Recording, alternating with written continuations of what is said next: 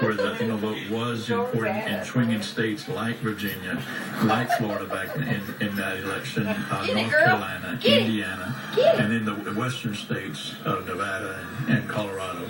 States that do not have a tradition or a history of supporting Democratic candidates for president.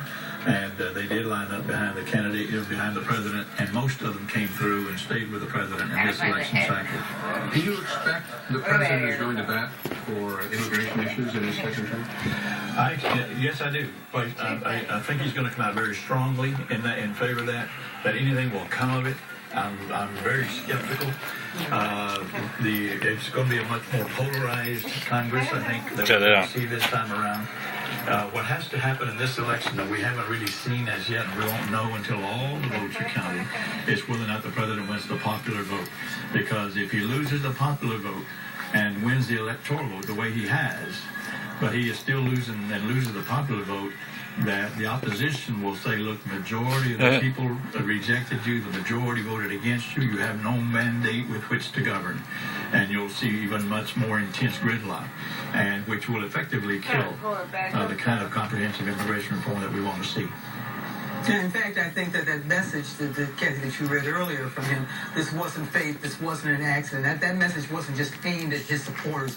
That was aimed in anticipation of Republicans or others who will say, you really, if he doesn't get the popular vote, you really didn't win this outright. You really don't have a mandate. And I think the message in that, the email was, this wasn't an accident. The people have spoken. And I think that's going to be some messaging he's going to have to do over and over again, especially getting Congress. Let's talk a little bit about turnout, because high turnout was going to favor Barack Obama tonight.